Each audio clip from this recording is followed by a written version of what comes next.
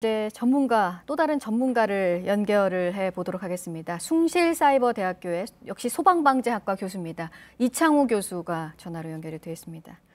안녕하십니까? 예, 안녕하십니까? 네, 지금 상황 들으셨겠지만 병원에서 불이 났고 그 연기로 인한 피해가 이제 그 옆에 붙어 있는 요양병원에까지 갔고요. 예. 오늘 사고 지금 사망자가 33명 얘기까지 나왔습니다. 예. 크게 늘었습니다. 어떻게 보고 계십니까?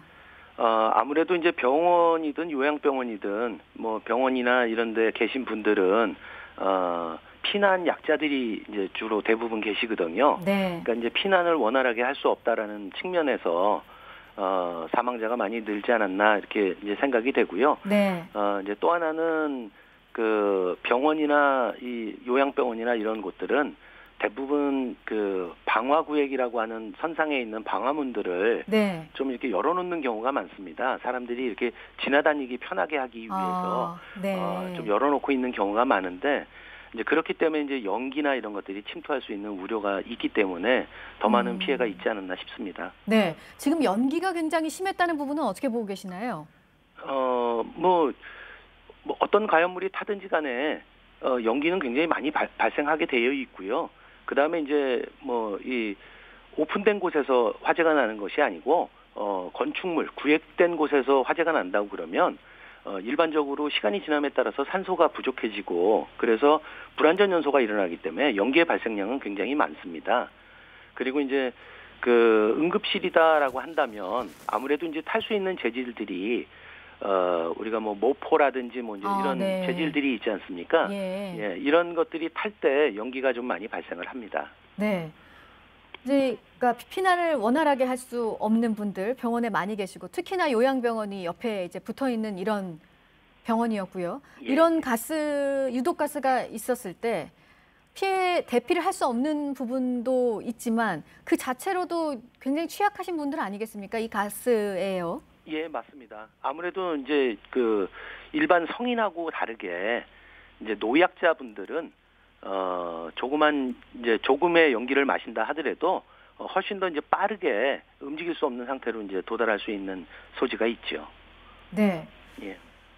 지금 이 건물을 화면으로 보셨을 텐데 지금 건물 상태가 어떤 것으로 보이시나요? 지금 어떤 제보가 들어오고 있냐면 굉장히 이 응급실이 공간이 많이 좁았다. 응급실도 협소한 느낌을 많이 받았다. 이런 제보들도 지금 들어오고 있어서요.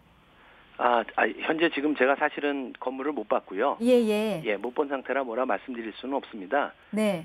근데 이제 병원이라고 하는 곳이 우리가 이제 3,000m 연면적이 3,000m 자승 이상이거나 그다음에 층수가 4층 이상이거나 바닥 면적이 한 600m 이상이 되면 모든 층에 이제 스프링클러를 설비를 해야 되는데 아마 이거보다는 좀 작은 규모이지 않았었나 네. 이렇게 생각이 듭니다. 그러면 그 법에 좀 피해가는 정도 규모였을 것이고 그래서 좀 피해가 늘 수밖에 없었다 그런 말씀이신가요? 예, 그렇죠. 이제 스프링클러 대상이었다고 그러면 네.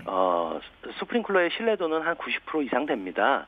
그러니까 일반적으로 잠궈 놓거나 고장이 나지 않은 상태라면 이게 이제 정상 작동을 했다 그러면 이제 10번 중에 9번 이상의 불을 끈다라고 얘기를 하거든요. 예. 그러면 이제 이렇게 큰 화재로 이어질 수 없는 상태인데 스프링클러가 없었다고 그러면 이제 초기 진화를 이제 사람이 해야 되는 거고 이제 그렇게 못했을 때 연소 확대가 이제 급격하게 일어날 가능성이 있죠.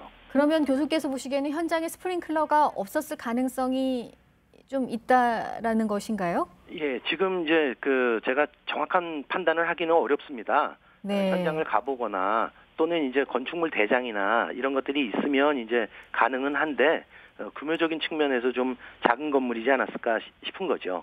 네. 근데 이렇게 이 건물에 스프링클러가 있어서 화재가 발생했을 때 빨리 끄는 것뿐만 아니라 아무래도 병원이고 환자들이 있다 보니까 이 좀 이동이 불편한 분들을 또 빨리 이동시키는 그런 대비책도 있어야 될 것 같은데 이런 병원이라면 특히나 또 요양병원이 옆에 붙어 있는 그런 상황이기 때문에 어떻게 보시나요, 이 부분은? 사실은 이제 요양병원도 그렇고요. 그러니까 거동이 불편하신 분들이 많거든요. 그다음에 이제 병원 같은 경우에도 이제 수술실 같은 데 누워 계신 분들은 자력 피난이 어렵습니다. 따라서 이 관리자들이 그분들을 대피를 시킨다라는 것은 굉장히 어려운 부분이고요. 그래서 우리가 이제 보통 피난이다라고 하는 개념을 가지면 지상으로 나온다든지 또는 옥상으로 간다든지 이렇게 하늘이 보이는 곳으로 가는 것을 피난이라고 생각을 하지 않습니까? 예. 그러나 이제 병원 같은 곳은 피난이 어려운 분들이 계신 곳이기 때문에 네. 사실은 층간, 그 수평 피난을 해야 됩니다. 네네. 수직 피난을 해야 되는 것이 아니고 수평 피난을 수평 피난. 그러니까 하나의 층에서 네. 하나의 층에서 옆으로 옮겨가는 거죠. 네. 그러면 이제 중간에 방화문을 설치를 해놓고 이제 한쪽에서 불이 나면 다른 쪽으로 이렇게 옮겨만 놔도 안전한 곳이 되게끔 이렇게 수평 피난의 개념을 가져야 되는 곳입니다. 네. 근데 규모가 좀 크면 우리가 대형 병원 같은 경우에는 수평 피난의 개념을 가지고 있거든요. 네. 근데 이제 작은 병원 같은 경우에는 이런 수평 피난의 개념이 전혀 적용이 되고 있지 않죠. 이런 작은 병원에는 수평, 그 층에서 더 이상 불이 안 나도록, 그리고 불이 나지 않는 곳으로 가는 수평 그렇죠. 피난 개념도 이 병원에는 잘 적용이 되지 않았을 것이다. 이런 얘기신데, 그럼 이제 이번 사건을 계기로 지금 재발 방지 대책도 지시가 됐습니다. 어떤 대책이 마련돼야 된다고 보시나요? 이제 우리가 이제 위험도가 높다라고 표현하는 것들은 화재 발생 빈도수가 높다든지 또는 이제 한 건의 화재로 인해서 피해의 규모가 클 수 있는 그런 곳을 얘기를 합니다.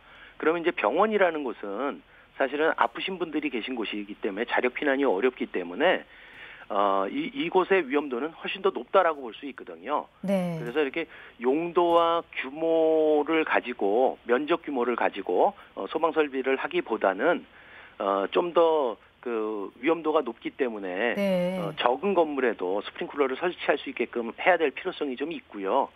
그다음에 이제 건축적으로도 안전한 건물을 짓기 위한 노력들을 좀 해야만 합니다.